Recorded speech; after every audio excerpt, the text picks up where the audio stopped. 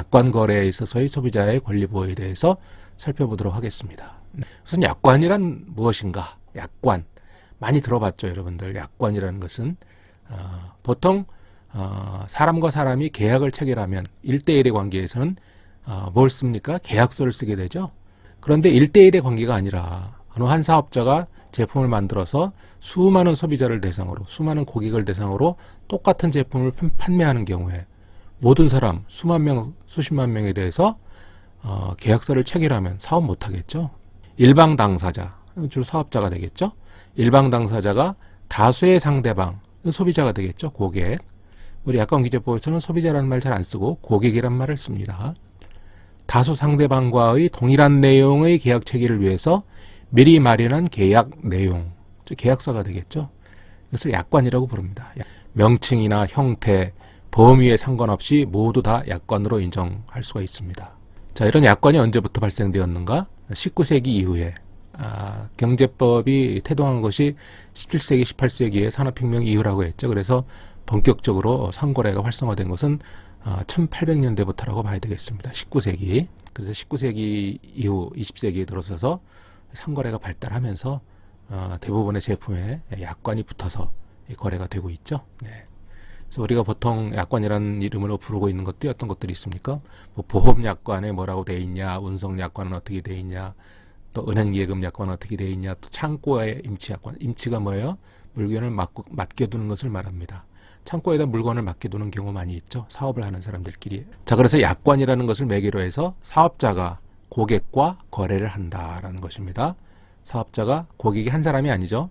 수없이 많은 고객과 일대다의 관계로 거래를 해야 되기 때문에 계약서를 일일이 쓸 수가 없어서 약관을 만들어서 일방적으로 제공을 한다라는 것이죠. 약관의 그럼 기능을 간단히 정리해보죠.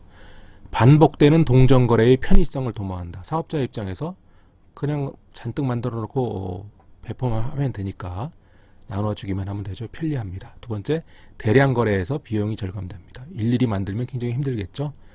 한 번에 만들어 놓고 구입하는 사람마다 다 제공을 하니까 대량 거래에 편하고 비용도 절감되고, 또 법률 관계의 안정성도 도모됩니다.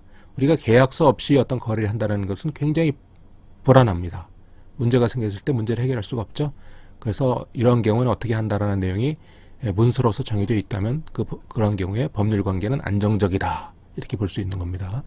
또 분쟁 발생의 예방도 거의 비슷한 취지이죠. 이 물건을 우리가 구입했을 때 반품을 어떻게 할 것인가, 환불은 어떻게 할 것인가, 손해배상은 어떻게 할 것인가, 이것을 자기 마음대로 정할 수 없습니다. 우리 특히 약관규제법에 규정된 내용 또는 기타 법률에도 이러한 내용들을 통제하는 내용들이 있을 수 있어요. 그런 내용들을 잘 정한 내용을 소비자에게 좀 이렇게 가르쳐주는 그런 의미도 좀 있을 거예요. 그런 내용을 잘 적어가지고 약관에 규정하는 의미도 있습니다. 그렇게 되면 그 내용을 읽어보고 고객이 물건을 구입하게 되니까 분쟁 발생도 예방할 수가 있게 되는 것이죠. 그 다음에 사업자 입장에서는 약관규제법에 예를 들면 약관의 작성 및 설명 의무가 규정되어 있으니까 그것을 준수하기 위해서라도 약관이 만들어져야 되겠죠. 이런 여러 가지 기능을 한다고 볼 수가 있고, 그렇다면 이러한 아주 좋은 의미의 약관은 왜 규제를 해야 되는가? 사업자가 만들어서 수많은 소비자에게 일방적으로 만들어서 나누어지기 때문에 사업자가 자신이 원하는 대로 조항을 작성할 수가 있겠죠.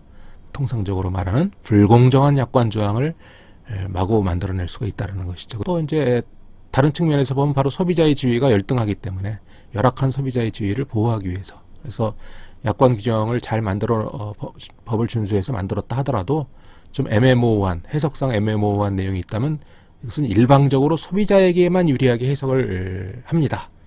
절대로 사업자에게 유리하게 해석할 수가 없어요. 그게 약관규제법에도 그렇게 규정이 되어 있습니다. 거래 위험의 전가 방지. 이것은 거래 위험은 뭡니까?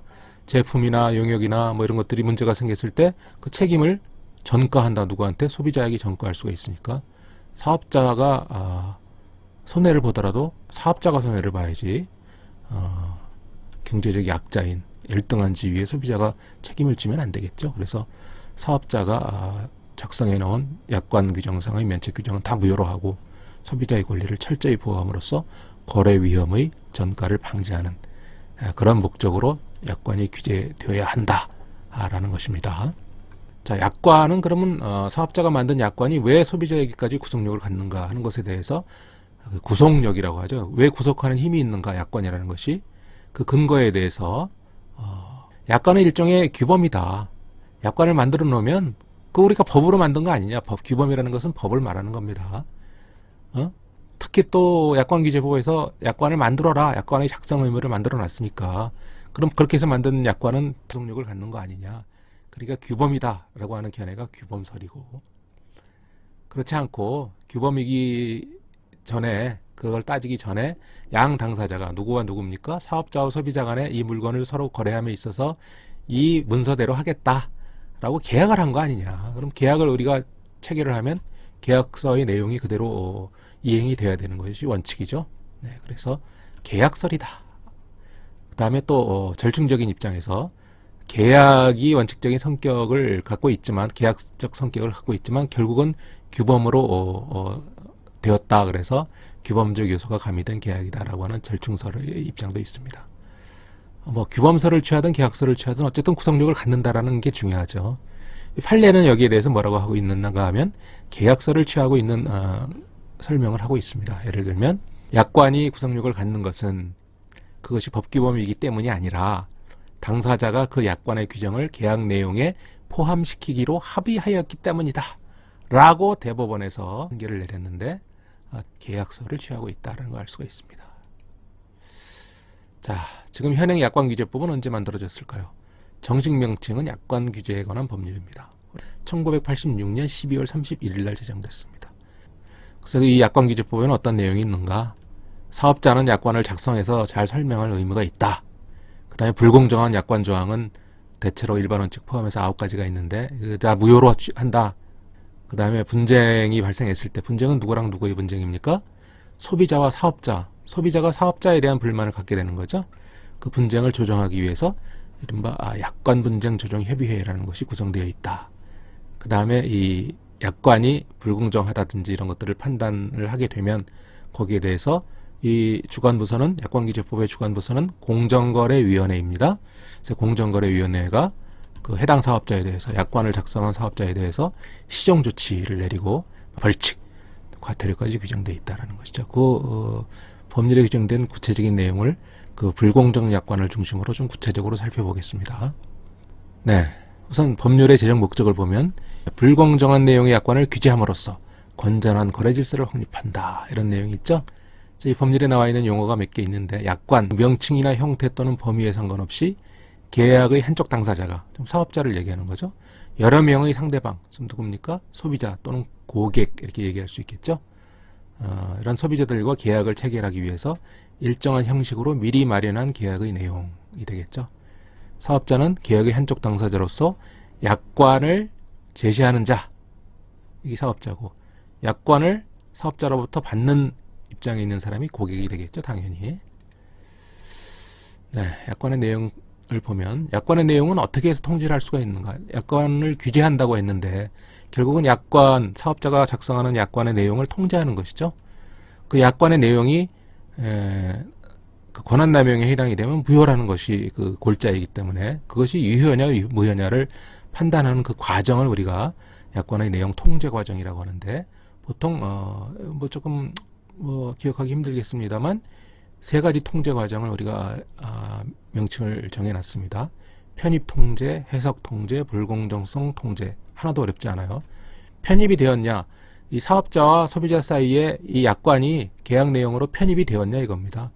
우리가 이 약관대로 물건을 주고받았냐라는 거죠. 그래서 약관이 사업자와 고객 사이에 편입이 되었는가, 그것을 편입 통제라고 하는데, 결국은 뭐예요?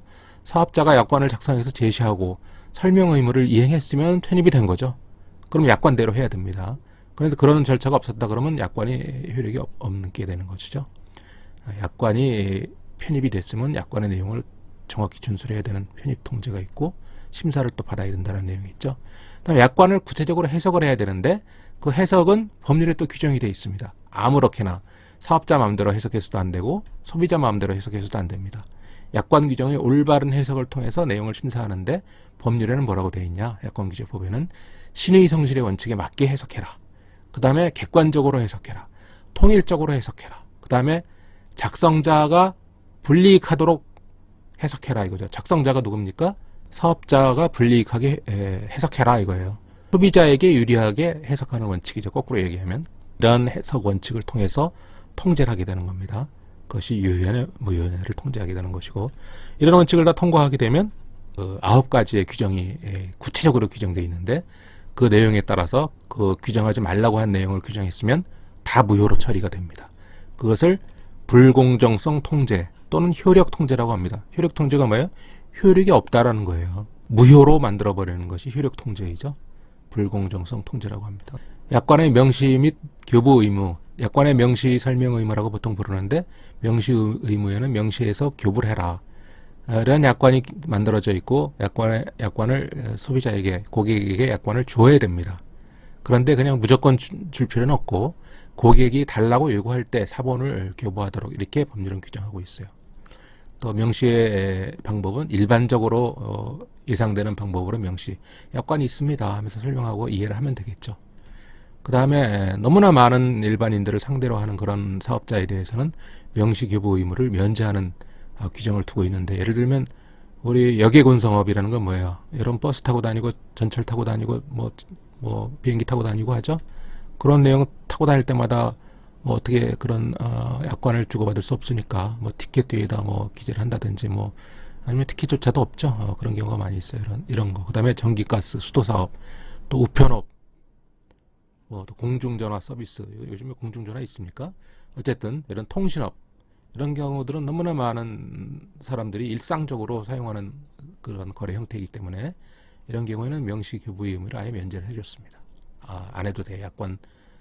그러나 약관을 만들어서 본 사업장에다 비치는 다 해놔야 됩니다. 이 본사에 가면 다 약관이 있어야 돼요. 명시 교부만 안 할 뿐입니다. 자, 그 다음에 사업자는 그 약관의 내용을 설명을 해줘야 돼요, 소비자에게. 그러나 만약에 약관의 내용이 1조부터 20조까지 되어 있다 그러면 그 1조 뭐 어쩌고 저쩌고 다 설명을 해야 되느냐? 그럴 필요는 없고, 중요 내용, 약관의 중요 내용만 설명하면 됩니다. 고객이 이해할 수 있도록. 자, 이 제품을 사시면요, 요런 경우에 뭐가 안 됩니다라고 중요한 내용을 설명을 해줘야지 아무 얘기도 안 하고 있고, 그 다음에 글씨도 아주 정성적인 글씨 밑에 쬐그맣게 이렇게 숨겨서 쓰는 경우가 있겠죠? 그런 경우 다 설명 의무 위반입니다. 네.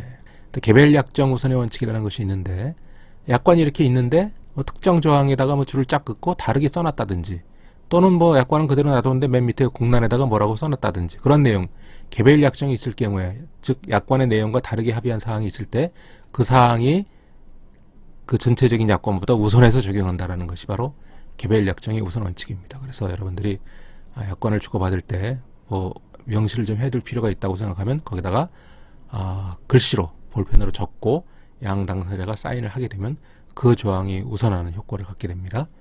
이것을 개별 약정 우선의 원칙이라고 한다. 그 다음에 일반적인 약관의 해석 원칙으로 아까 말씀드린 것처럼 신의 성실의 원칙이 있고, 그 다음에 신의 성실의 원칙에 따라서 공정하게 해석되어야 된다. 뭐가 신의 성실의 원칙이냐? 구체적인 경우에 따져봐야 되겠죠. 그 다음에 통일적 해석의 원칙. 이건 뭐예요? 이 사람한테는 이렇게 해석하고 저 사람한테는 저렇게 해석해서는 안 된다는 거죠. 통일적 해석. 작성자 불이익의 원칙. 아까 설명드렸죠. 사업자에게 불이익해야지 소비자에게 불이익해서는 안 된다. 소비자에게 유리하게 해석해야 된다는 겁니다. 자, 작성자 불이익의 원칙에 대해서 약관의 뜻이 명백하지 않은 경우에 고객에게 유리하게 해석해야 된다라고 하는 대법원 판결이 있다라는 거 기억하기 바랍니다. 자, 설명하다 보면 어떤 경우는 법원 판례가 소개되었고 어떤 경우는 소개되지 않았는데, 이 9개의 조항을 지금부터 설명을 할 텐데, 이 9개의 조항과 관련된 판례를 한 개씩 찾아보시기 바랍니다. 자, 약관기재법의 개별 무효 사유로 규정된 조항은 아까 신의 성실의 원칙이 그게 일반 원칙 조항입니다. 그걸 포함하면 9개, 그걸 빼면 8개가 되는 것이죠. 그래서 우리가 무효의 내용을 보면은 부당하게 하는 경우, 뭐 상당한 이유 없이 하는 경우, 뭐 이런 식으로 돼 있으면 여기에 해당될 때만 무효죠. 그래서 그걸 상대적 무효라고 하고, 이런 수식어가 없으면 그냥 무조건 무효라는 소리죠. 그래서 그걸 절대적 무효라고 합니다. 네, 그렇게 알아두시고, 자, 그래서 그 구체적으로 불공정 사유를 살펴보기 전에 약관에는 일부 무효의 특칙이라는 것이 있습니다. 약관 전체는 무효가 아닌데 어느 한 조항만 무효다. 그런 경우에 그럼 전체가 다 무효냐 하는 문제가 생길 수 있죠. 그래서 여기에 약관규제법에 보면 그 조항만 무효이고 나머지는 유효하다. 이렇게 규정을 해놨습니다. 그런데 그 조항이 가장 중요한 조항이기 때문에 그거 없으면 나는 이거 제품 구매하지 않겠다 그러면 전체가 무효다라고 규정을 해놓고 있어요. 그것을 원칙은 나머지는 유효하지만 예외는 그거 없으면 안 된다고 한다면 전체적인 경우가 다 무효다라는 게 특칙인데 민법상의 일부 무효의 원칙이 있는데 그것은 반대로 돼 있어요. 일부가 무효면 전체가 다 무효로 돼 있고 그 무효인 부분만 빼면 나머지는 그냥 거래했을 거야.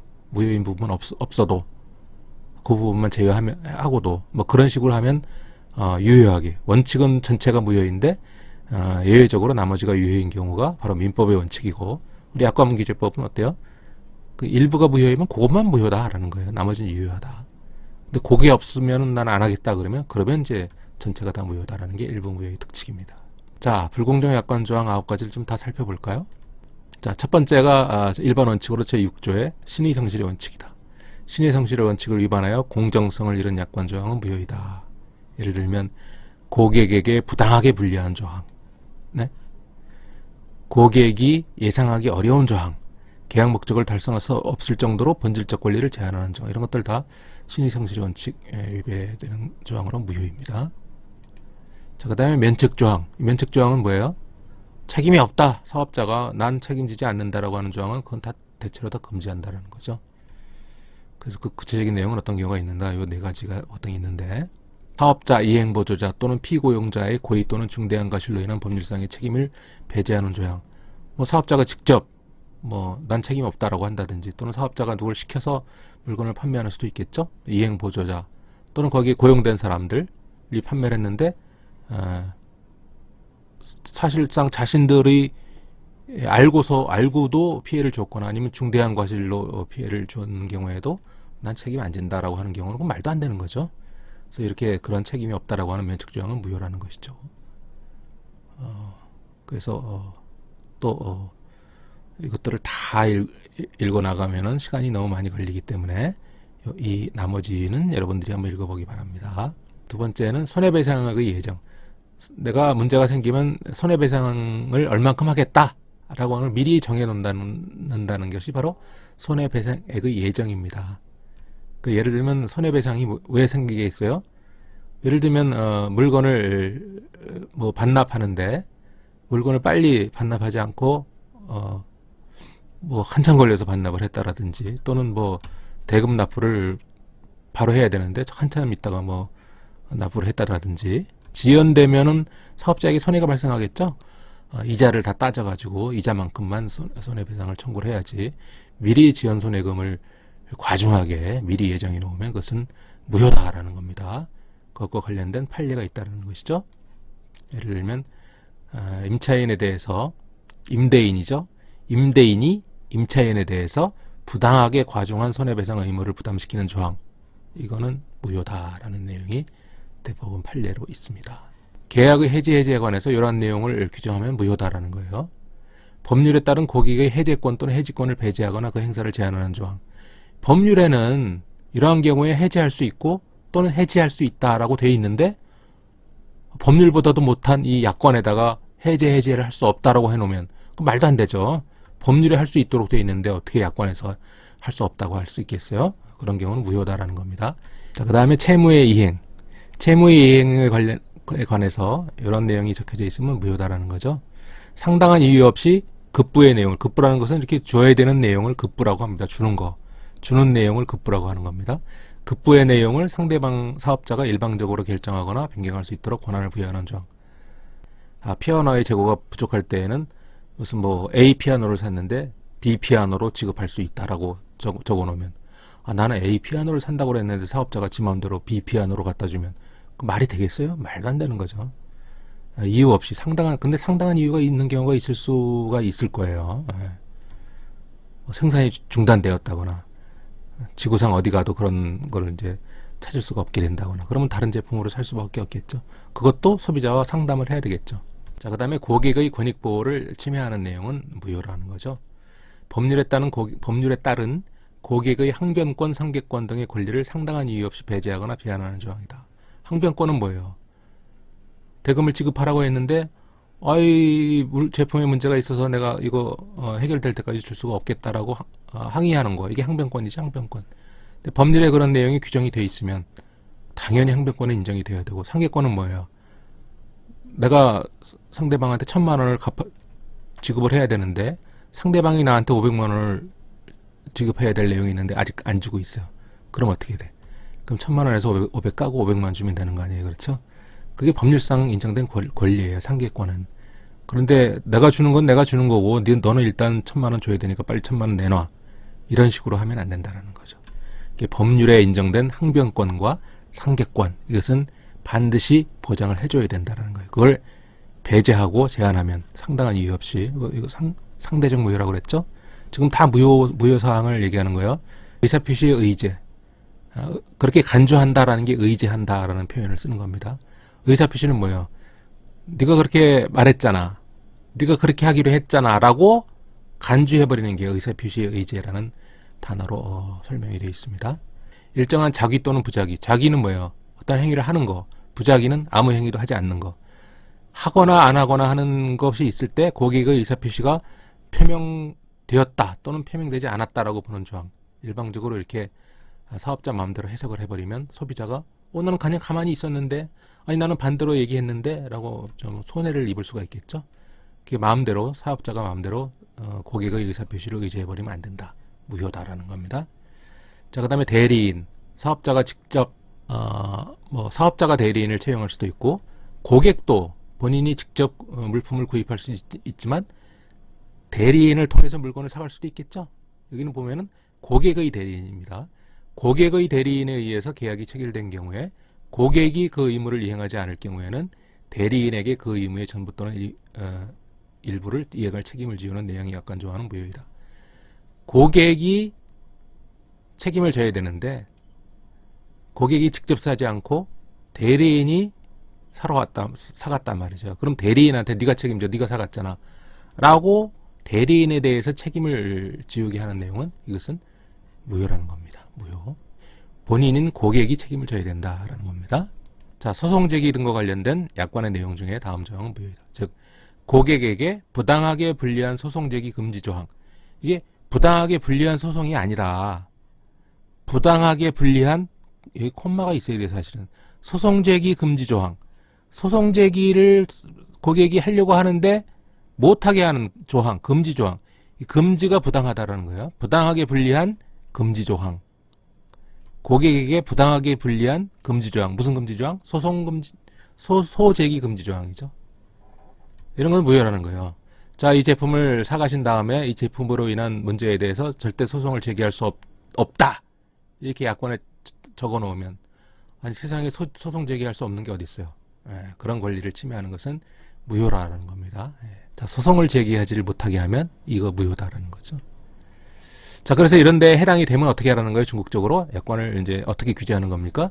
그와 같은 그 개별 무효 사유에 해당되는 약관 조항을 사용하지 말아라. 금지한다. 라고 하는 것이 규제 방식이죠. 사업자는 개별 무효 조항에 해당되는 내용을 약관의 내용으로 해서는 안 된다라는 것이 사용 금지의 내용이고, 만약에 약관의 내용으로 해버리면 어떻게 돼요? 시정 조치를 내리는 거죠. 누가? 공정거래위원회가 소관부서라고 그랬죠. 소관부처인 공정거래위원회가 그 불공정한 약관을 삭제하거나 수정하라 라고 권고할 수 있다는 거죠. 일단 권고를 할 수 있어요. 일단 명령할 수도 있지만 일단 권고를 한 다음에 이 권고를 이행하지 않으면, 그러면은 할 수 없이 삭제하거나 수정하시오. 또 시정명령을 받은 사실도 일간제 실어서 다른 사람의 표본으로 삼게 일간제 공표하시오. 또 기타 무슨 어떤 필요한 조치가 있으면 그러한 조치를 취하라고 명령을 내릴 수가 있는 겁니다. 이 시정조치는 시정명령이에요. 명령. 그래서 여기에 권고할 수 있다라고 하는 것은 시정권고이기 때문에 사실은 시정조치가 아니에요. 시정조치는 이 명령을 내릴 수 있다는 게 시정조치입니다. 어쨌든 시정권고를 포함해서 시정명령을 내릴 수 있다는 게 시정조치이죠. 그 다음에 우리 약관 중에 관청인가 약관이 있습니다. 관청에서 만든 약관이 있을 수가 있겠죠. 또는 관청이라는 것은 행정청을 얘기하는 겁니다. 행정기관. 그 다음에 또 행정기관이 직접 만들지는 않았지만 인가를 해준 약관이 있을 거예요. 그런 경우에 그것을 자체적으로 공정거래위원회가 그 위법성을 뭐 바로 심사해버리면 좀 그렇겠죠. 관청이 또 그래도 인가까지 했는데 그런 경우에는 그 해당 행정관청에다가 그 위반 사실을 통보해서 이를 시정하기 위해서 필요한 조치를 취해 주세요라고 행정관청에다 요청을 하게 돼 있습니다. 그것이 관청 인가 약관의 경우에 해당 사항이고, 그 다음에 자, 내가 사업자가 약관을 만들었는데 약관이 이게 합법적인 것인지 위반 사항이 있는지 잘 모르겠다. 그러면 공정거래위원회에다가 미리 그 약관을 사용하기 전에 이거 좀 심사 좀 해주세요라고 청구를 할 수가 있는 거죠. 그래서 약관의 심사 청구라고 합니다. 약관의 심사 청구를 할 수 있는 자격 조건을 가진 네 가지 주체가 있는데, 약관에 관해서 법률상 이익이 있는 자, 또 소비자 단체, 한국소비자원, 사업자 단체, 이렇게 네 주체에 대해서만 약관의 심사 청구의 권한을 인정하고 있습니다. 그 다음에 표준약관이라는 것이 있는데, 표준약관이라고 하는 것은 어떤 일정한 사업 분야에 대해서 그 사업자 또는 사업자 단체가 그 사업 분야에서 전체적으로 통일될 수 있는 통일된 어떤 표준약관을 작성할 수가 있다라는 것이죠. 그 다음에 그 약관을 작성한 다음에 약관이 제대로 작성된 건지 공정거래위원회에 또 심사를 청구할 수가 있다라는 것이 표준약관이고, 표준약관을 사용하는 것이 좋겠죠. 자, 그 다음에 약관이 이 법을 위반했다라고 본다면 누가 조사를 합니까? 공정거래위원회가 조사를 하게 되고, 조사의 통보를 받은 당사자, 이 사업자가 되겠죠. 또는 이해관계자가 있으면 공정거래위원회에 출석해서 이건 그런 뜻이 아니고 이런 뜻이기 때문에 이거 위반하는 것이 아니다라고 적극적으로 의견을 진술할 기회를 줍니다. 일종의 청문 절차에 해당이 되겠죠.